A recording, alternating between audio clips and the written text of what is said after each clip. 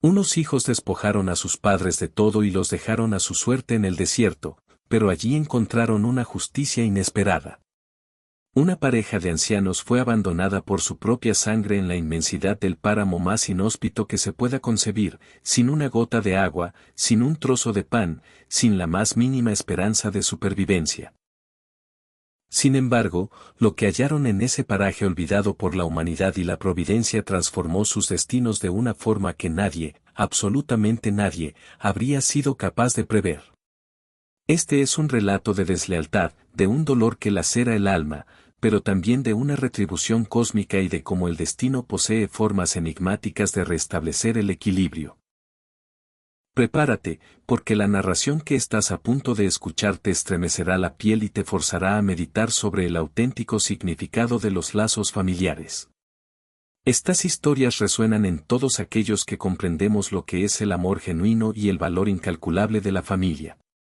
Continuemos con lo que ocurrió después, pues lo que sucedió aquel día alteró su percepción del mundo para siempre. El sol se desplomaba sin piedad sobre las llanuras de trigo que se perdían en el horizonte. En medio de aquel océano dorado, dos siluetas se afanaban bajo el calor asfixiante del mediodía. El ara, a sus 72 años, con la espalda curvada por décadas de labor incesante, recogía las espigas con manos que temblaban, pero conservaban su firmeza. A su lado, su marido Ramiro, de 75, blandía una hoz oxidada que había sido su compañera por más de medio siglo. Sus rostros, endurecidos por el sol, eran un mapa que narraba una existencia entregada al sacrificio, al esfuerzo perpetuo para forjar un porvenir para aquellos a quienes amaban. Nadie que los viera en su faena podría adivinar que esa pareja había erigido un imperio partiendo de la nada. Habían llegado a esas tierras cuando eran apenas unos jóvenes, sin un céntimo en los bolsillos, armados únicamente con sus manos y una voluntad que parecía de hierro. Ramiro era huérfano desde los 7 años, criado en un orfanato regentado por monjas de una severidad implacable, en las afueras de un pueblo que ya ni siquiera figuraba en los mapas actuales. Era un lugar lúgubre donde los niños aprendían a la fuerza que en la vida solo podían depender de sí mismos. Las raciones de comida eran exiguas, los castigos rigurosos y el cariño, una palabra vacía. Ramiro evocaba las gélidas noches de invierno, acurrucado bajo una manta raída, jurándose que cuando fuera adulto, jamás consentiría que otro niño sintiera hambre o frío si él podía impedirlo. El ara, por su parte, había perdido a sus padres en un trágico accidente a los 14 años. Viajaban en un autobús que se quedó sin frenos en una carretera de montaña. De 32 pasajeros, solo 5 sobrevivieron. El ara no estaba en ese vehículo solo porque aquel día la había postrado una fiebre y su madre prefirió que se quedara con su tía Clotilde. Cuando la noticia llegó, el universo de el ara se hizo añicos. Su tía Clotilde, una mujer amargada que jamás se casó y que destilaba resentimiento por su propia existencia, la recibió no por afecto, sino por un pesado sentido del deber. Los siguientes 6 años en la vida de el ara fueron un suplicio de tareas domésticas interminables, críticas afiladas y una sensación aplastante de no ser amada. Se encontraron en la terminal de autobuses de un pueblo polvoriento llamado Ocaso del Sol. Era marzo, y el viento levantaba torbellinos de tierra por las calles casi vacías. Él estaba buscando trabajo en las plantaciones de algodón que dominaban la región.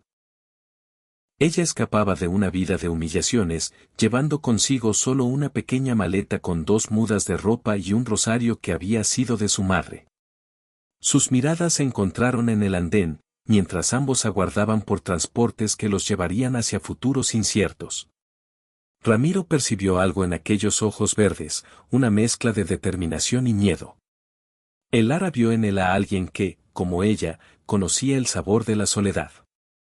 Ramiro se aproximó con cautela. ¿Viaja usted sin compañía, señorita?, preguntó, quitándose el sombrero gastado como señal de respeto. El ara asintió, estudiándolo con la desconfianza de quien ha aprendido a no fiarse del mundo. Yo también, prosiguió Ramiro. Si me permite el atrevimiento, Podríamos al menos acompañarnos durante el trayecto. El Lara lo sopesó un instante. Había algo en su forma de mirarla, con una deferencia genuina y sin intenciones ocultas, que la convenció de aceptar. Pasaron las siguientes 6 horas en el autobús conversando, compartiendo sus pasados, descubriendo que ambos anhelaban lo mismo, un lugar para empezar de cero, donde las heridas del ayer pudieran finalmente cicatrizar. Cuando el autobús arribó a San Isidro de las Cumbres, un pueblo agrícola próspero y tradicional, descendieron juntos sin haberlo planeado.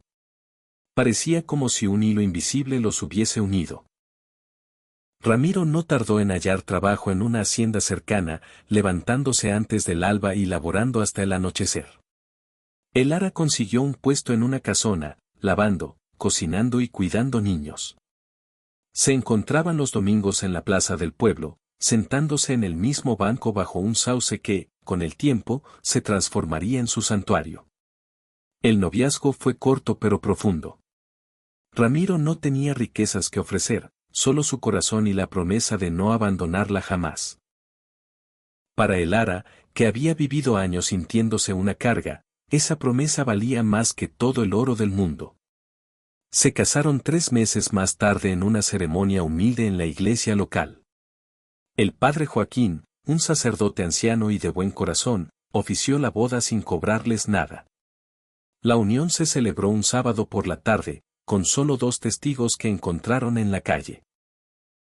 Un panadero llamado Mateo y su esposa Consuelo, quienes se conmovieron tanto con su historia que les obsequiaron un pastel de bodas. Los primeros años fueron de una crudeza que habría quebrado a cualquiera. Se instalaron en una cabaña de láminas en las afueras del pueblo, una construcción que apenas merecía el nombre de hogar. Las paredes de metal corrugado se calentaban como un horno bajo el sol y se convertían en hielo durante las noches de invierno. El techo estaba plagado de agujeros por los que se colaba la lluvia, obligándolos a distribuir cubetas por toda la diminuta estancia.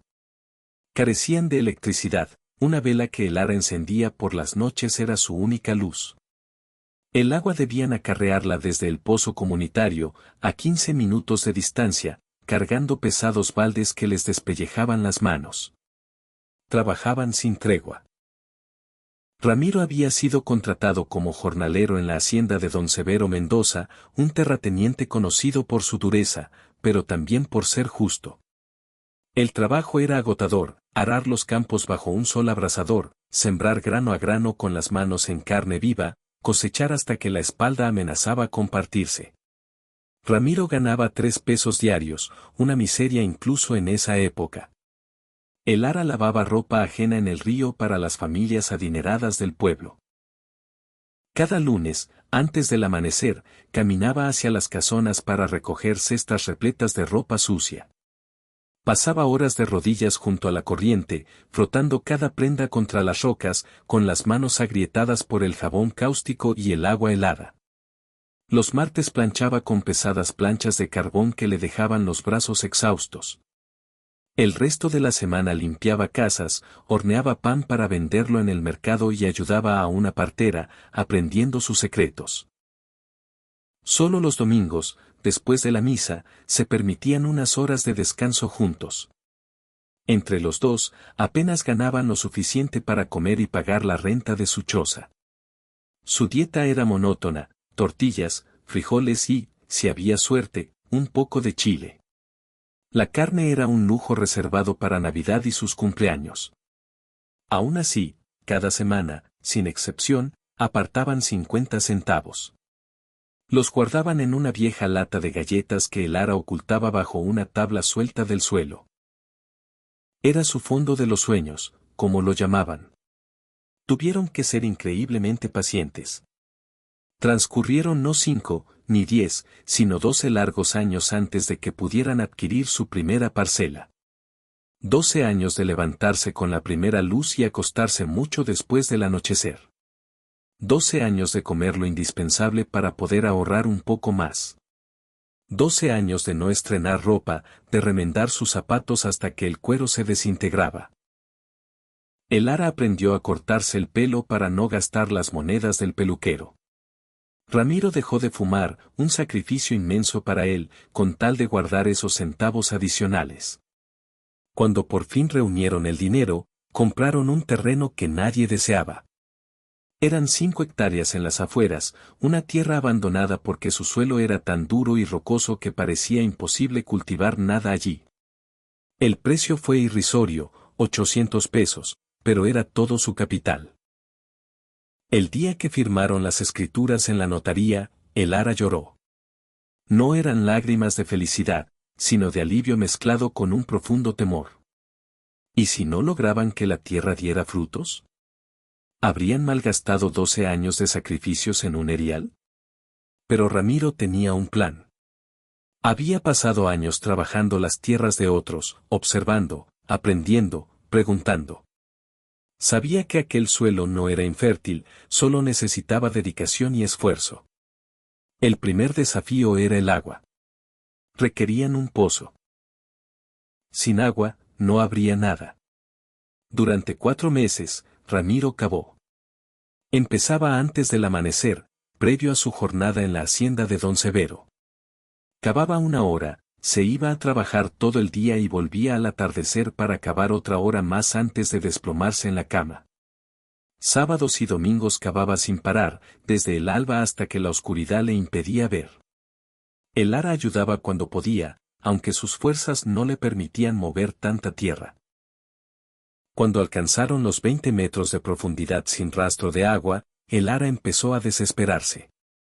Ramiro, quizás deberíamos buscar a alguien con maquinaria, sugirió una noche mientras le vendaba las manos ensangrentadas. Él negó con la cabeza. No tenemos dinero para eso. Encontraremos agua, te lo prometo. A los 23 metros, ocurrió el milagro. La punta de la pala de Ramiro golpeó algo húmedo. Siguió cavando con frenesí y, de repente, el agua brotó, fría y cristalina. Ramiro lanzó un grito de júbilo que resonó en la noche. El Ara corrió desde la choza y se abrazaron, llorando y riendo a la vez, cubiertos de lodo pero inmensamente felices. Con el agua, todo cambió. Despejaron el terreno piedra por piedra, una labor titánica que les llevó otros 6 meses. Cada roca fue extraída a mano y utilizada para levantar un muro alrededor de la propiedad. Trajeron estiércol de los establos de Don Severo, quien les permitía tomar lo que necesitaran, y lo mezclaron con la tierra compacta hasta que ésta empezó a ablandarse, a volverse fértil. Sembraron su primera cosecha en primavera, maíz, frijol y calabaza, los cultivos básicos pero seguros. Ramiro regaba cada planta manualmente, acarreando cubetas desde el pozo. El Ara deshiervaba durante horas bajo el sol, asegurándose de que ninguna maleza les robara los nutrientes a sus valiosas plantas. Y de manera milagrosa, la tierra respondió. Los primeros brotes surgieron tímidos, pero crecieron con vigor. La cosecha no fue abundante, pero fue suficiente. Vendieron una parte en el mercado y guardaron el resto como semilla para la siguiente siembra. Con cada cosecha, compraban un poco más de terreno. Los vecinos, al ver cómo Ramiro y el Ara habían hecho producir una tierra que todos daban por perdida, comenzaron a ofrecerle sus propias parcelas abandonadas a precios bajos. En 5 años, su propiedad se había expandido a 20 hectáreas. En 10 años, poseían 40. En 15 años, su finca era una de las más prósperas de la zona, con 120 hectáreas productivas. Pero más importante que la tierra fue lo que creció en sus vidas.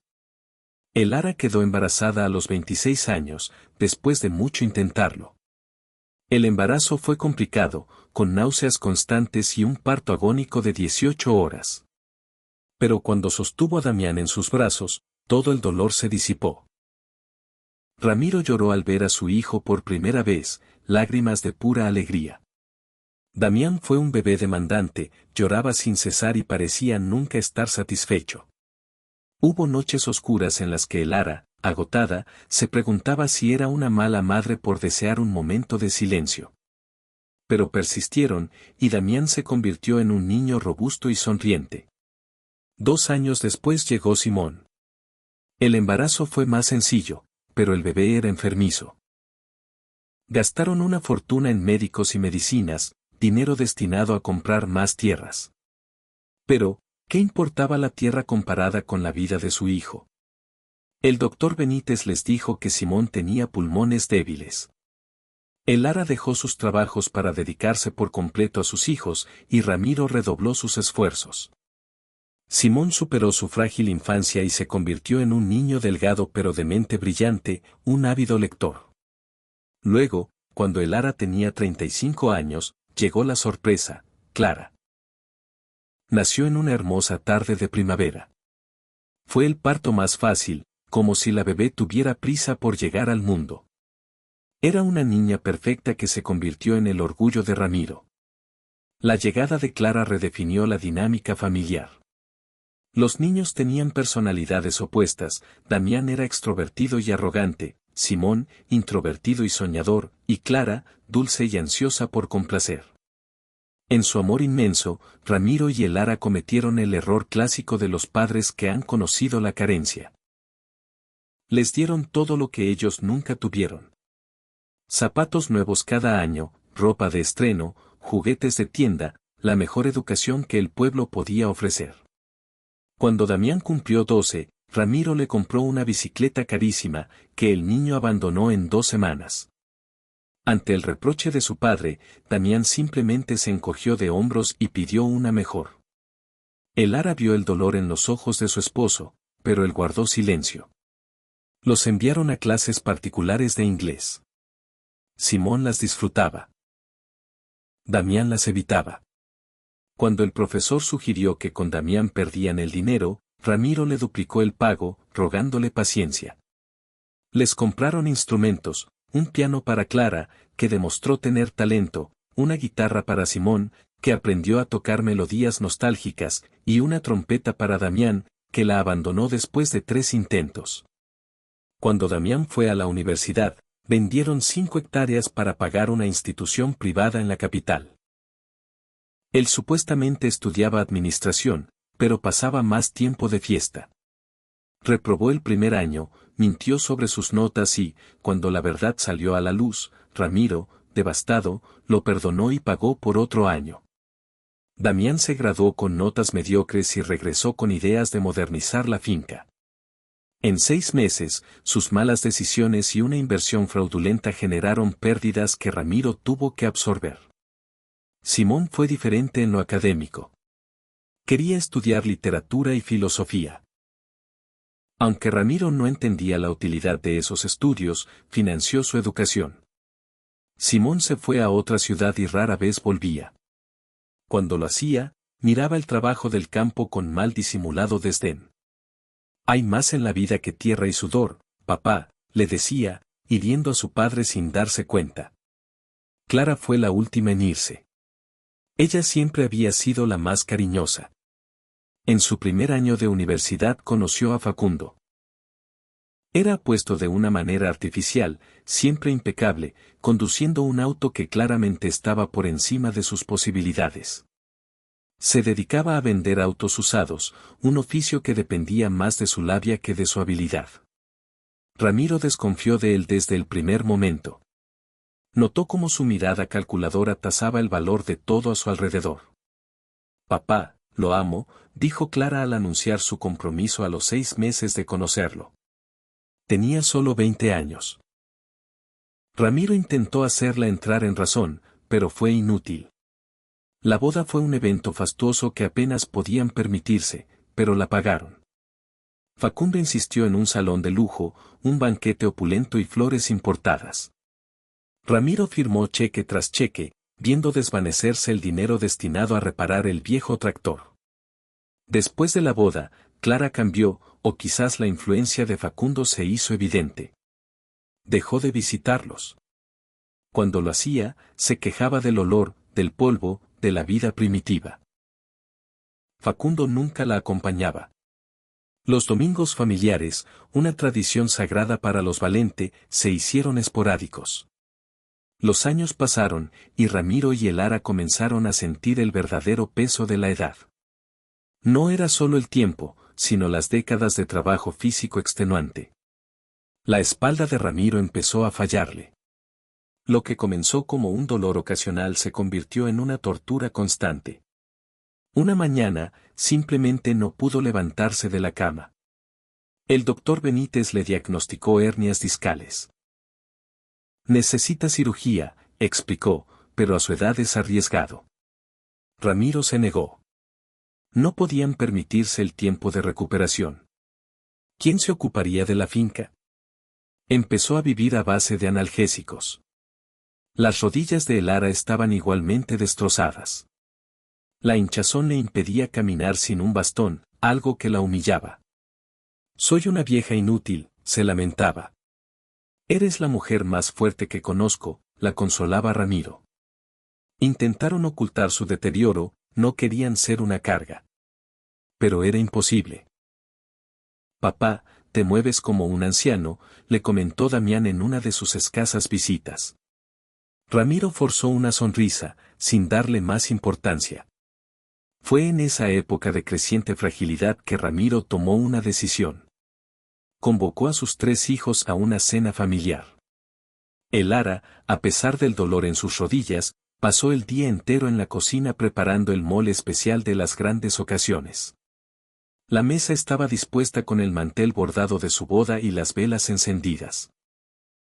La vajilla y las copas que conservaban. Damián, fiel a su costumbre, se presentó con retraso, ofreciendo pretextos sobre el tráfico que nadie en la mesa creyó. Simón fue puntual, pero su semblante era sombrío, como si la reunión familiar representara una molestia en su agenda tan ocupada. Clara se presentó sin compañía.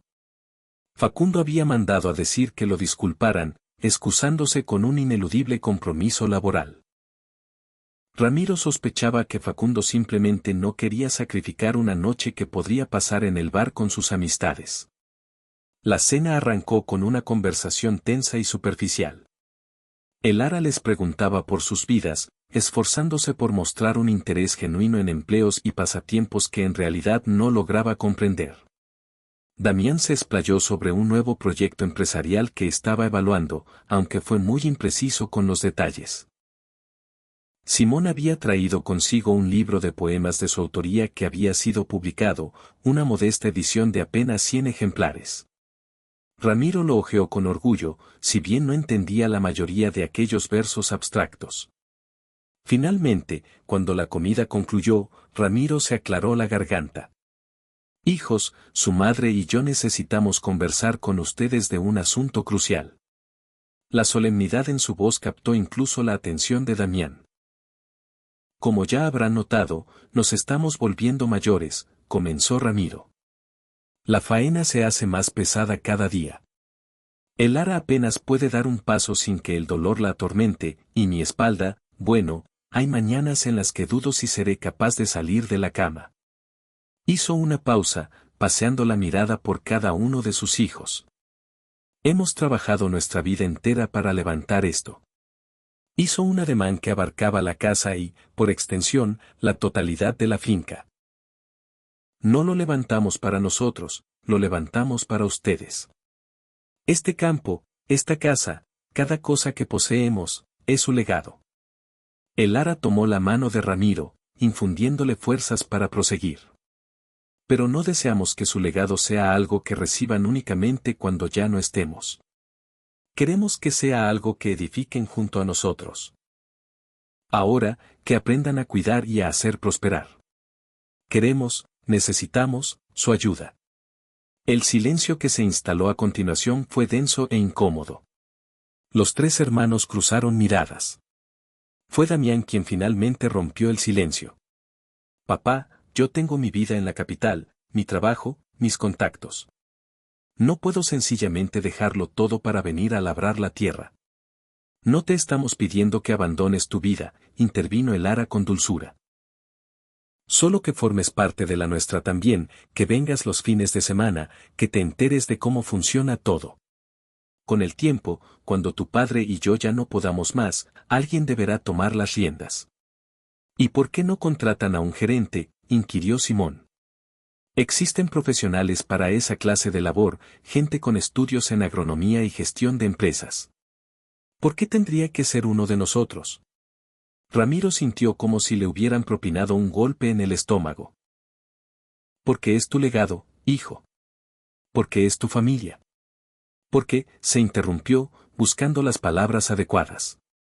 Porque creí que les importaría. Claro que nos importa, se apresuró a decir Clara, aunque su voz carecía de toda convicción. Es solo que Facundo y yo tenemos nuestros propios proyectos. Estamos ahorrando para una casa y ahora trabajo en el consultorio del doctor Mendoza. No tengo tiempo para. Entiendo, la cortó Ramiro, aunque era evidente que no entendía, o quizás, que entendía demasiado bien. Sus hijos habían crecido rodeados de todas las comodidades que él y Elara les habían brindado, pero en el proceso, se habían vuelto incapaces de valorar el sacrificio que había detrás de ellas. No veían la finca como un legado de amor, sino como una carga inoportuna. La cena finalizó poco después entre promesas vagas de lo pensaremos y veremos qué podemos hacer. Uno a uno, los hijos se marcharon. Damián fue el primero, inventando una excusa sobre la necesidad de volver a la capital antes de que anocheciera. Simón lo siguió al poco rato.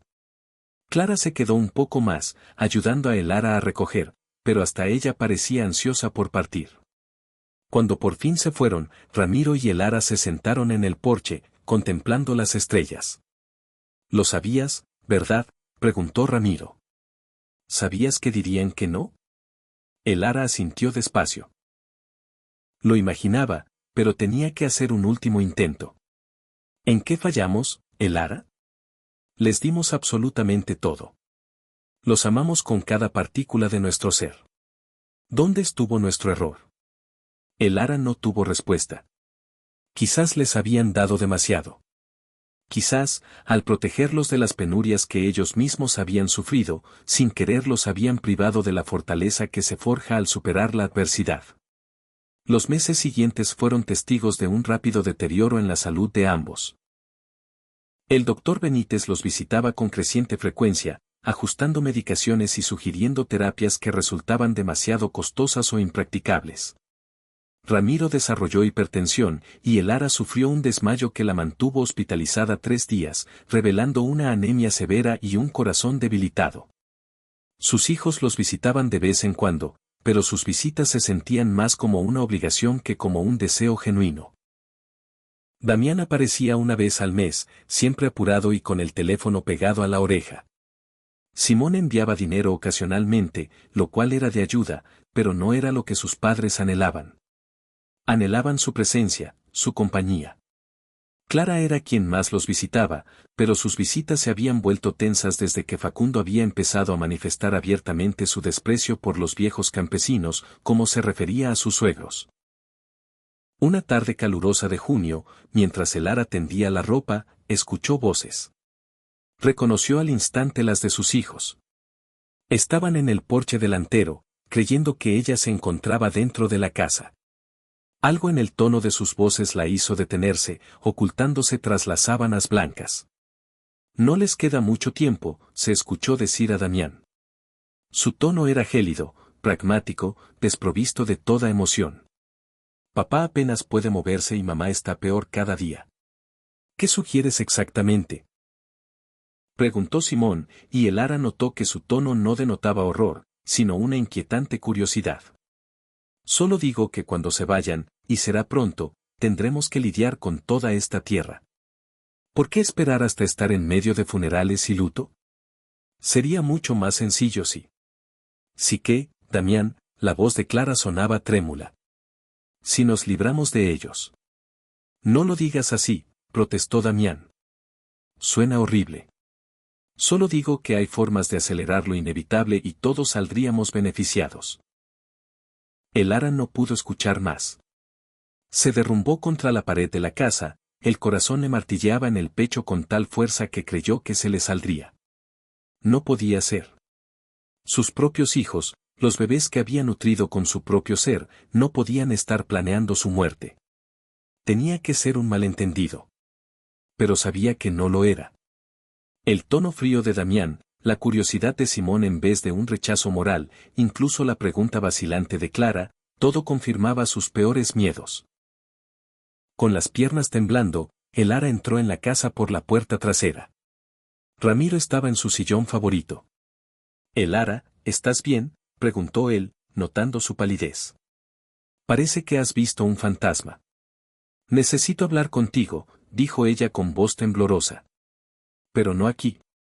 Los chicos están en el porche». Una vez en la seguridad de su dormitorio, el Lara le relató todo.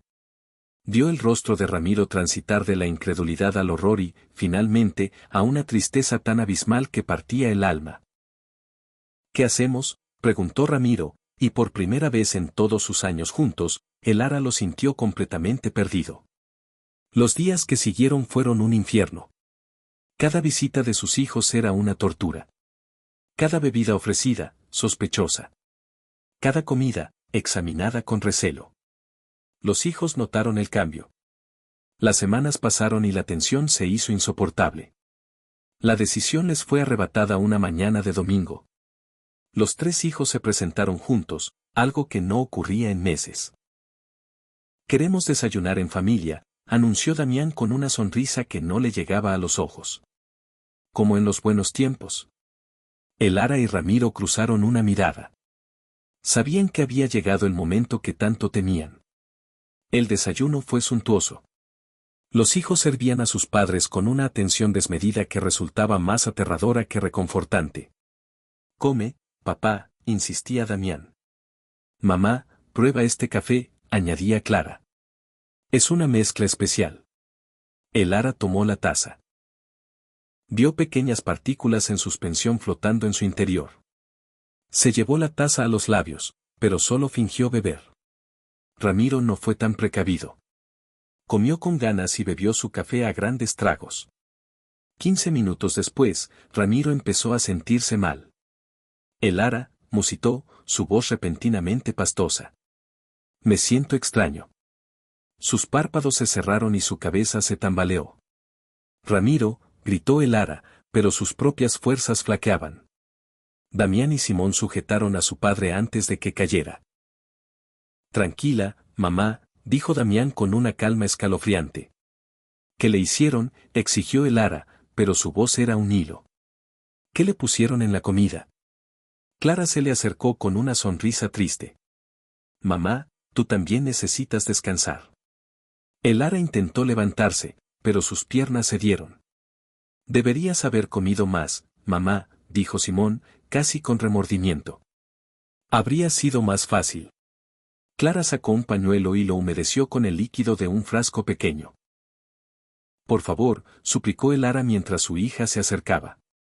«Clara, soy tu madre». Las lágrimas corrían por las mejillas de Clara, pero su mano se mantuvo firme mientras presionaba el pañuelo contra el rostro de el Lara. «Lo lamento, mamá», susurró.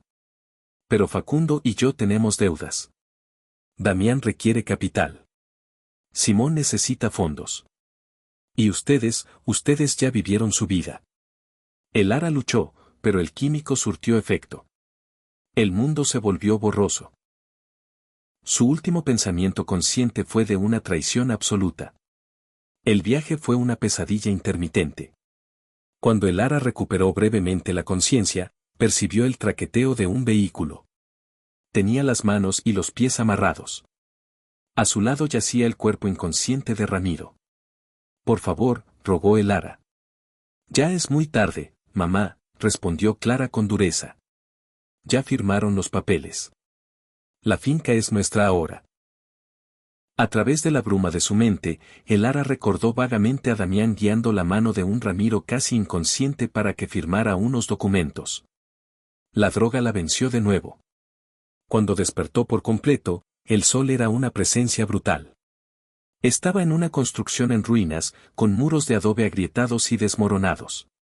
El techo se había derrumbado parcialmente. «Ramiro», llamó. Un gemido fue su respuesta. Se arrastró hasta su esposo, que también despertaba. Se ayudaron mutuamente a sentarse. El calor era asfixiante. «Nos abandonaron», dijo el Lara con simpleza. «Nuestros hijos nos trajeron aquí para morir». Ramiro tardó en responder. «Entonces, nos equivocamos», dijo con voz vacía. Nos equivocamos en todo con ellos. Con un esfuerzo sobrehumano, Ramiro se puso de pie y abrió la puerta de la choza. Lo que vieron fue la confirmación de su pesadilla. Estaban en medio de un poblado fantasma. Casas derruidas se extendían en todas direcciones, sin un solo rastro de vida. En la plaza central, un letrero carcomido por el sol apenas dejaba leer: «Bienvenidos a San Gabriel del Silencio». «Necesitamos agua», dijo Ramiro. Comenzaron una búsqueda sistemática. Encontraron una vieja mochila, una cantimplora oxidada y una lata de frijoles de hacía décadas. Cuando estaban a punto de ceder al calor, el Ara divisó una estructura circular de piedra, un pozo. Corrieron como sus cuerpos maltrechos se lo permitieron. Había una cuerda y un cubo. Con manos temblorosas, Ramiro lo bajó. Escucharon el sonido más glorioso del mundo, el eco del metal al chocar con el agua. «¡Hay agua!», gritó Ramiro, la alegría genuina tiñendo su voz por primera vez. Subió el cubo lleno y ambos bebieron con desesperación. Pero el Ara notó un sabor extraño, metálico y aceitoso. A la luz del sol, el líquido tenía un brillo iridiscente. Ramiro metió un dedo y frotó la sustancia. Sus ojos se abrieron de par en par. «No puede ser», murmuró. «¿Qué pasa?», preguntó el Ara, alarmada. Ramiro la miró, luego al agua, y de nuevo a ella. «El Ara, esto no es solo agua. Está mezclada con petróleo. Pienso que hay un depósito de petróleo bajo este pueblo». El Ara lo miró sin comprender, hasta que la palabra conectó con su significado. Petróleo. Uno de los recursos más valiosos del planeta. ¿Estás seguro? No del todo, admitió él. Pero trabajé cerca de campos petroleros de joven. Reconozco el brillo, la textura. ¿Si tengo razón? Las implicaciones eran demasiado vastas. ¿Por qué había sido abandonado el pueblo si tenía tal riqueza bajo sus pies? Necesitamos una muestra, dijo Ramiro, llenando la cantimplora con el agua contaminada. Era una apuesta arriesgada, pero si estaba en lo cierto, podría cambiarlo todo. Bebieron más, sabiendo que la deshidratación era el enemigo inmediato. Descansaron a la sombra del pozo. «Tenemos que salir de aquí», dijo Ramiro. «¿En qué dirección?», preguntó el Ara. El desierto se extendía igual en todas partes.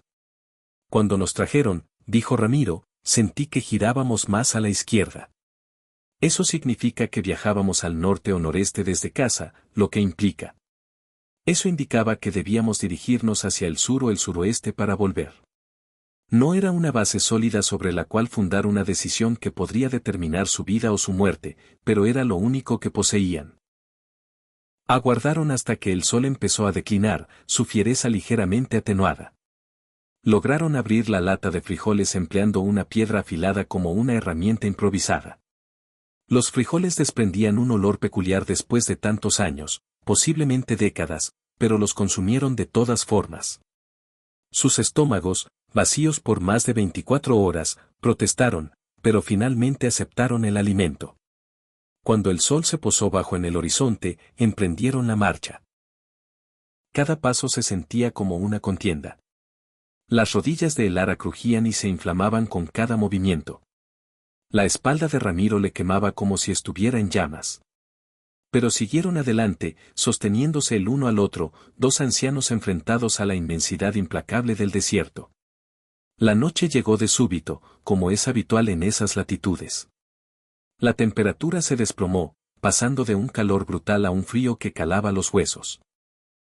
No tenían abrigos, solo los harapos que habían encontrado, con los que se envolvieron lo mejor que pudieron. Caminaron durante horas, orientándose por las estrellas, tal como Ramiro había aprendido en su juventud. La luna les ofrecía la luz necesaria para ver el camino, aunque el paisaje era una repetición monótona en todas las direcciones. «Quizás deberíamos parar», sugirió el Ara después de lo que le pareció una eternidad. «Descansar hasta que amanezca». «No», replicó Ramiro con firmeza. «Si nos detenemos, es posible que no volvamos a levantarnos. Debemos continuar mientras nos queden fuerzas». Y así prosiguieron durante toda la noche, dos figuras frágiles avanzando con lentitud a través de la penumbra. El ara tropezó y cayó 2 veces, sus pies enredándose con rocas que no veía. En cada ocasión, Ramiro la ayudó a incorporarse, aunque a él mismo apenas le quedaba vigor. En una ocasión, fue Ramiro quien trastabilló, pero el ara lo sujetó, sus manos débiles aferrándose a él con una fuerza que nacía de la pura desesperación. Conversaron mientras avanzaban, compartiendo memorias. Recordaron su primer encuentro en aquella terminal de autobuses. Rememoraron su boda modesta. Evocaron el día en que adquirieron su primera parcela de tierra, con las manos sangrando de tanto cavar, pero con los corazones rebosantes de esperanza. Lo haríamos de nuevo, dijo Ramiro de repente. Todo el esfuerzo, el sacrificio, construir la finca, lo haríamos exactamente igual. Excepto por nuestros hijos, añadió el ara con melancolía. Esa parte sí la cambiaría. Quizás no, reflexionó Ramiro. Quizás los amaríamos de la misma forma, pero los educaríamos de manera diferente. Les enseñaríamos el valor del trabajo, del sacrificio. No los protegeríamos tanto de las dificultades. O tal vez, dijo el ara pausadamente, algunas personas simplemente nacen con egoísmo. Quizás hicimos todo lo que pudimos, y ellos simplemente escogieron ser quienes son. Era un pensamiento desolador, pero posiblemente cierto. El amanecer los encontró todavía en marcha. El sol ascendió con rapidez, tiñendo el cielo de tonos naranjas y rosados antes de convertirse en el blanco implacable del día. Y fue en ese momento cuando Ramiro lo vio. El ara, dijo, su voz temblando de emoción. Mira. Ella siguió la dirección de su dedo. Allá, a lo lejos, apenas perceptible en la neblina del calor, se dibujaba una línea oscura, demasiado recta para ser un accidente natural. Una carretera, susurró el ara. Es una carretera. Encontraron una energía que no sabían que poseían, acelerando el paso a un ritmo que casi podría llamarse trote. Sus cuerpos se quejaban violentamente, pero hicieron caso omiso. Una carretera significaba civilización, significaba la posibilidad de estar a salvo. Les tomó 1 hora más alcanzarla. Finalmente, se encontraron al borde de un camino de tierra que mostraba huellas recientes de neumáticos. Se dejaron caer al costado del camino, sus cuerpos rindiéndose por fin. Ahora, a esperar, dijo Ramiro. ¿Y si no pasa nadie?, preguntó el ara. Entonces moriremos aquí, juntos, respondió él con sencillez. Pero al menos lo intentamos. El ara tomó su mano. Te amo, le dijo. Pase lo que pase, quiero que lo sepas. Has sido lo mejor de mi vida. Y tú de la mía, respondió Ramiro, con lágrimas surcando sus mejillas curtidas por el sol. El ara comenzaba a perder y recuperar la conciencia cuando el sonido de un motor la devolvió a la realidad. Al principio creyó que era una alucinación, pero el ruido se hizo más fuerte. Entonces lo vio, un camión viejo y destartalado, cargado de fruta, que se aproximaba. Ramiro se puso en pie, tambaleándose, y agitó los brazos con desesperación. El camión se detuvo. Un hombre de mediana edad bajó de la cabina. ¡Santo cielo!, exclamó, corriendo hacia ellos. Por favor, logró decir Ramiro. Ayúdenos. Nos abandonaron. El hombre, que se presentó como Mateo, no hizo más preguntas. Los ayudó a subir a la cabina, les dio agua fresca de su termo y condujo tan rápido como su viejo vehículo se lo permitió. Los llevaré a San Lucas, les dijo. ¿Quién podría hacer algo así? ¿Dejarlos en medio de la nada? Ramiro y el ara intercambiaron una mirada de profundo dolor. Nuestros hijos, dijo el ara. La mano de Mateo se crispó sobre el volante. El viaje a San Lucas duró 3 horas. Al llegar, el ara estaba inconsciente y Ramiro apenas se sostenía. Mateo los llevó directamente a la pequeña clínica del pueblo, donde el doctor Salas los atendió de inmediato. Deshidratación severa, murmuró el doctor mientras los examinaba. Es un milagro que sigan con vida. Los siguientes 3 días fueron una neblina de medicamentos, sueros y un sueño reparador. Cuando el Lara despertó por completo, vio a Ramiro a su lado. «Sobrevivimos», dijo ella entre lágrimas. «Y más que eso», replicó Ramiro, con un nuevo brillo de esperanza en la voz. «El Lara, Mateo llevó nuestra muestra de agua a la compañía petrolera. La analizaron. El Lara se incorporó. Y es petróleo. Puro y de alta calidad. Y según los geólogos, podría tratarse de un yacimiento masivo». El corazón de El Lara se aceleró. «¿Qué significa?» «Significa», dijo Ramiro, «que nuestros hijos creyeron que nos estaban matando, pero en realidad, nos dieron la oportunidad de hallar una fortuna que jamás habríamos descubierto». La ironía era casi cómica. Sus hijos los habían arrojado al desierto para deshacerse de un obstáculo, y en su lugar, los habían puesto en el camino hacia una riqueza que superaba con creces el valor de la finca. «Ahora», dijo Ramiro, su voz adquiriendo una dureza que el Lara rara vez le había escuchado, «nos aseguramos de que esas tierras sean nuestras. Y luego, haremos que nuestros hijos paguen». Los meses siguientes fueron un torbellino de actividad legal. Mateo los puso en contacto con las personas adecuadas. Gregorio Mendoza, gerente regional de una gran petrolera, confirmó el hallazgo. El yacimiento bajo San Gabriel del Silencio era uno de los más significativos en décadas, valorado en cientos de millones. Necesitaban asegurar la propiedad. Contrataron al licenciado Valdés, un abogado astuto especializado en derechos de tierras. Descubrió que el pueblo había sido abandonado hacía 35 años, y que las tierras habían revertido al Estado sin que nadie las reclamara. «Tienen un caso sólido para reclamar estas tierras», les explicó. Fueron los primeros en descubrir un recurso valioso. Con la ayuda de los contactos del abogado y el interés de la petrolera, obtuvieron los títulos provisionales en 3 meses. Durante ese tiempo, se recuperaron en San Lucas. Mateo se convirtió en un amigo inseparable, al igual que el doctor Salas, ambos rechazando cualquier tipo de pago. Una vez legalmente dueños de las tierras de San Gabriel del Silencio, firmaron un contrato justo con la petrolera. Recibirían el 25% de todas las ganancias netas. El primer pago, un adelanto basado en las proyecciones, fue de 2 millones de pesos. Era solo el comienzo. Con el cheque en la mano, las lágrimas de El Lara no eran de tristeza. «Ganamos», susurró. «Más que eso», dijo Ramiro. «Ahora tenemos el poder de hacer que paguen». Contrataron a un investigador privado que reunió pruebas contundentes.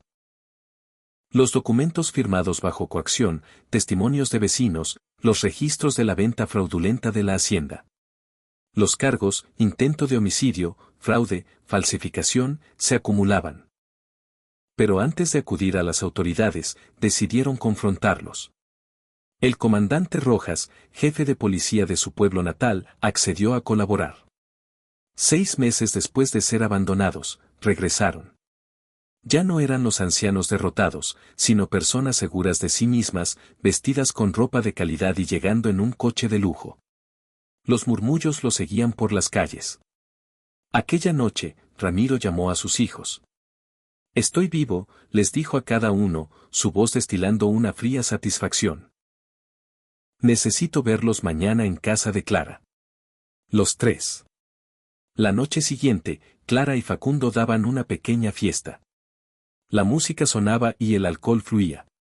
La celebración estaba en su apogeo cuando la puerta se abrió. La risa de Clara se congeló en su garganta. En el umbral, estaba su madre, El Lara, luciendo un elegante vestido azul. Tras ella, entró Ramiro, ataviado con un traje que le confería el aspecto del exitoso hombre de negocios en el que se había convertido. El silencio se apoderó de la sala. «¿Mamá? ¿Papá?» «¿Cómo?», balbuceó Clara. Damián dejó caer su cerveza, que se hizo añicos en el suelo. Simón se quedó paralizado. Facundo fue el primero en reaccionar, su falsa sonrisa firmemente plantada en el rostro. «Suegros, qué sorpresa. Pensábamos que estaban muertos», completó Ramiro. «Sí, me imagino que eso pensaban, considerando que nos drogaron, nos robaron y nos abandonaron en un pueblo fantasma para que muriéramos». Los murmullos de los invitados se convirtieron en un clamor ahogado. Papá, puedo explicarlo, empezó Damián. Silencio, lo cortó Ramiro. Sacó un sobre de su chaqueta. Este es el título de propiedad de San Gabriel del Silencio, el pueblo donde nos dejaron. Sacó otro documento. Y este es el contrato con la compañía petrolera que extrae crudo de las tierras que ahora son mías. El shock en los rostros de sus hijos era palpable. Sí, petróleo, continuó Ramiro. Un yacimiento masivo valorado en miles de millones. El lugar donde creyeron que sus inútiles padres morirían resultó ser uno de los hallazgos más importantes de la década. Mientras ustedes malgastaban lo que nos robaron, añadió el Lara, nosotros nos convertimos en dueños de una fortuna que ni en sueños podrían imaginar. Fue entonces cuando el comandante Rojas entró con 4 oficiales. Damián Valente, Simón Valente, Clara Valente de Santos, Facundo Santos. Quedan detenidos. El caos se desató. Clara lloraba histéricamente. Damián intentó huir. Simón se desplomó. Facundo intentó usar su labia, pero fue inútil.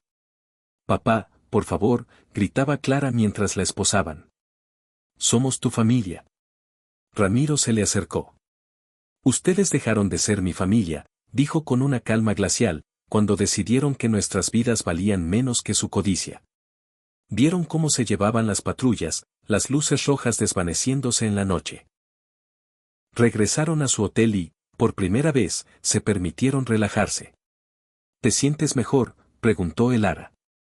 No mejor, admitió Ramiro. El dolor sigue ahí. Pero siento que se ha cerrado un ciclo. Un capítulo horrible ha terminado. ¿Y ahora, qué hacemos? Ahora vivimos, dijo Ramiro. Realmente vivimos. Para nosotros. Y eso fue lo que hicieron. El juicio fue rápido y las sentencias, largas.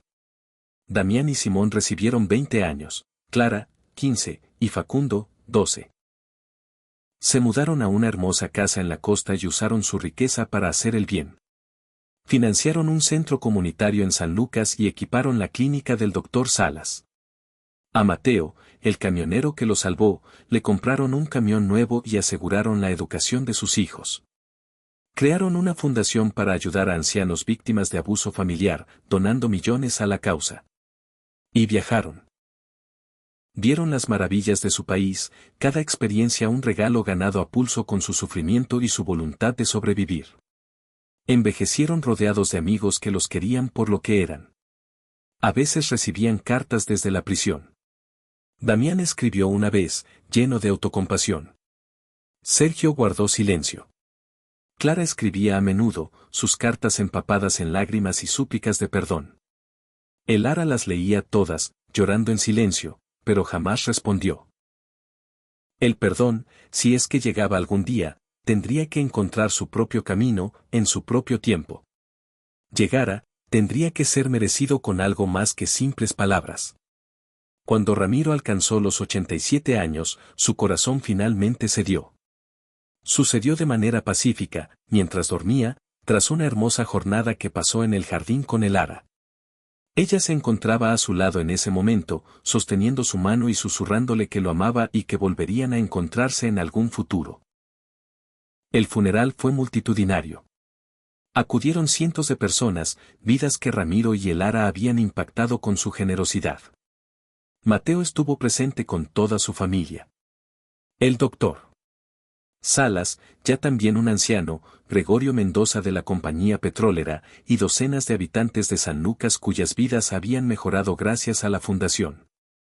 La ausencia notable fue la de sus hijos. Clara había solicitado un permiso para asistir, pero el Lara, después de meditarlo profundamente, se lo denegó. Tu padre te amó hasta su último aliento, le escribió en su respuesta. Pero también te hizo responsable de tus actos.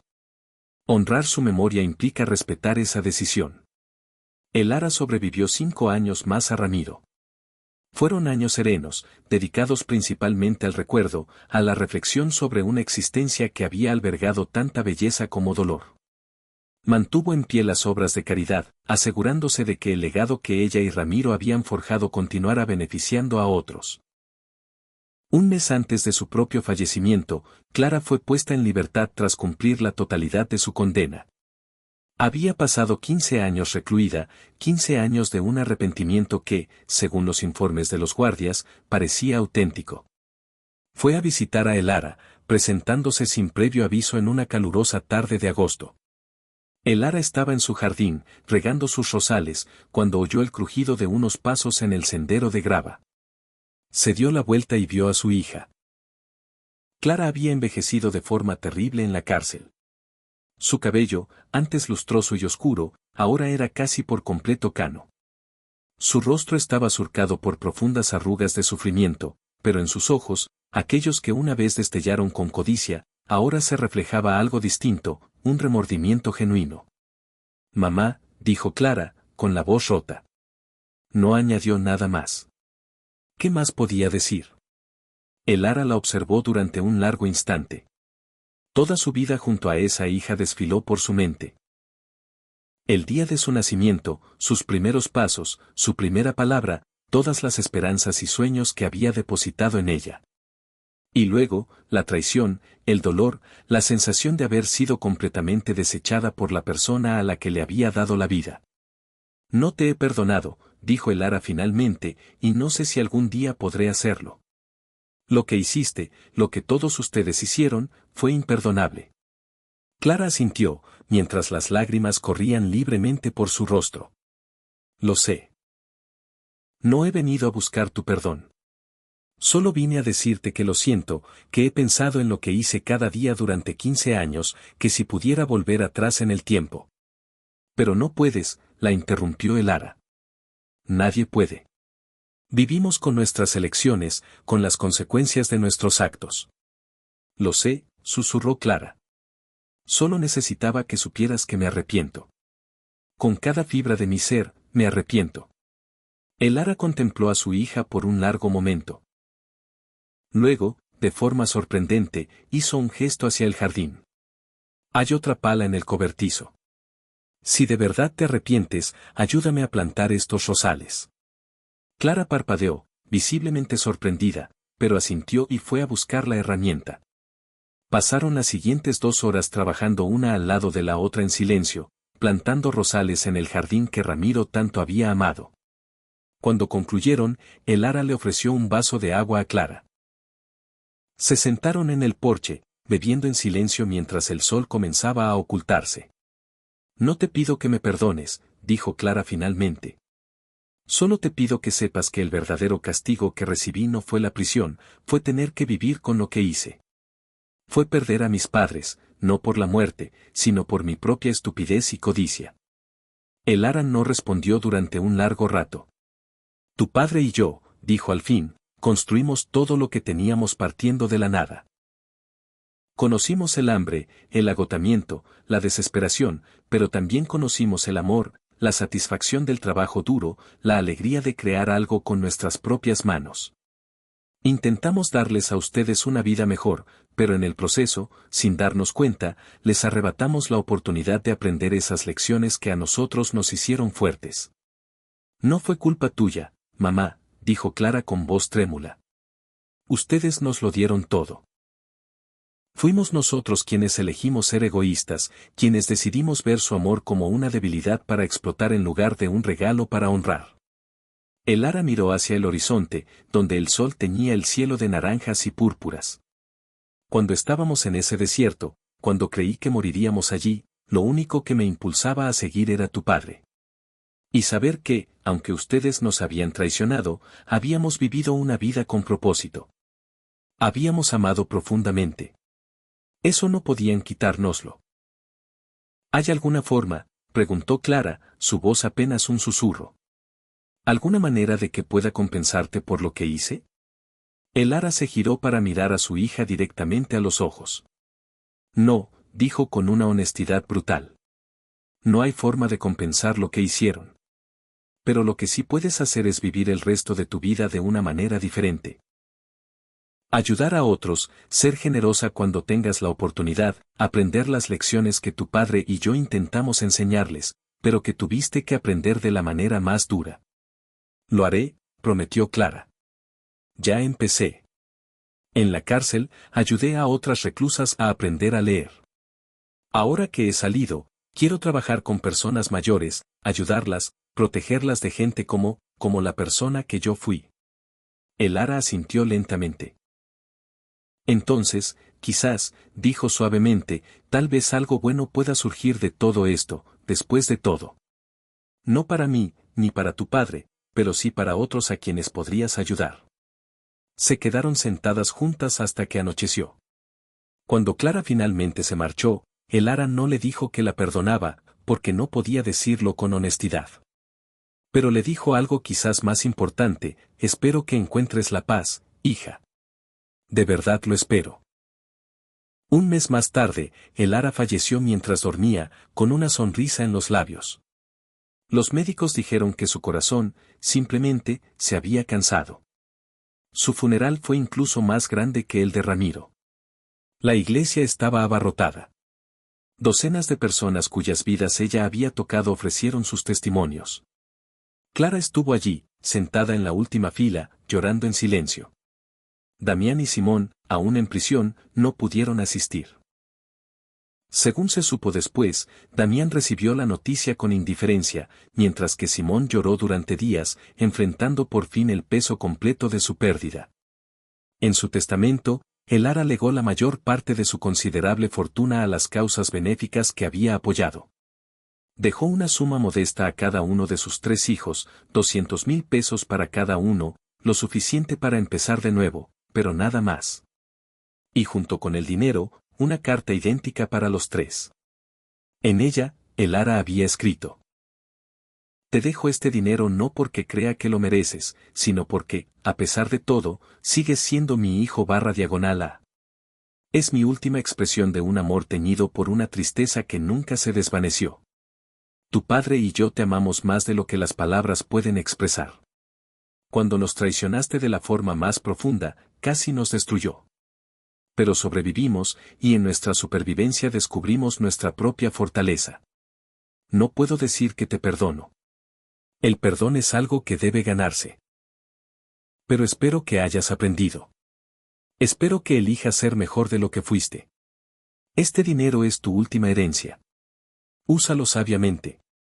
Construye una vida que tenga significado.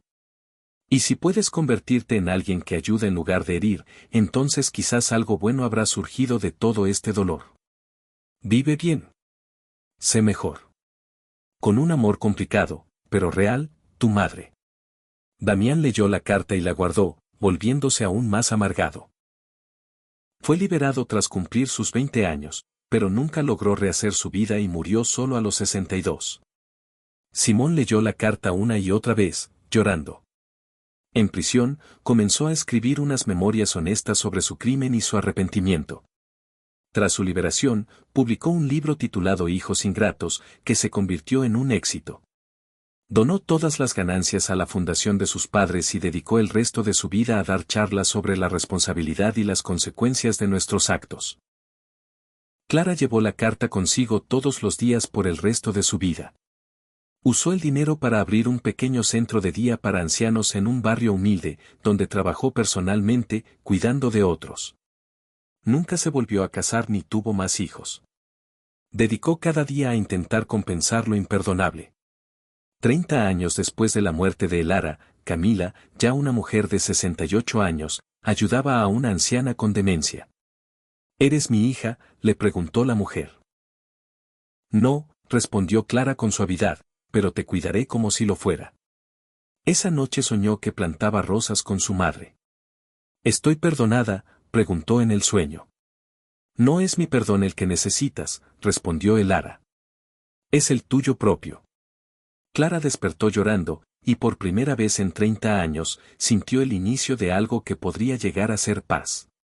La historia de Ramiro y Elara Valente se convirtió en una leyenda. Se erigió un monumento en San Gabriel del Silencio. 2 estatuas de bronce de un hombre y una mujer ancianos, con una placa que recordaba que la traición más profunda puede venir de donde menos la esperamos, pero el espíritu humano, fortalecido por el amor, puede superar cualquier adversidad. Su fundación continuó creciendo. La historia se enseñaba en las escuelas, no como un relato de venganza, sino como una lección sobre la responsabilidad, las consecuencias de la codicia y el poder del amor conyugal. Se debatía si habían sido demasiado duros o demasiado blandos, pero quienes comprendían la historia reconocían que no había respuestas fáciles. 50 años después, un joven cineasta entrevistó a una anciana Clara. ¿Alguna vez te perdonaste?, le preguntó. No del todo, respondió ella. Pero aprendí que la forma de honrar a quienes herí era hacer algo productivo con el tiempo que me quedaba. Mis padres me dieron la vida 2 veces. La segunda vez, traté de hacerlo mejor. El documental inspiró a millones a reflexionar sobre sus propias familias, y el verdadero legado de Ramiro y Elara continuó viviendo, no en estatuas de bronce, sino en las vidas que tocaron y en la lección de que, sin importar cuán oscura sea la noche, mientras haya amor y determinación, siempre se puede volver a empezar.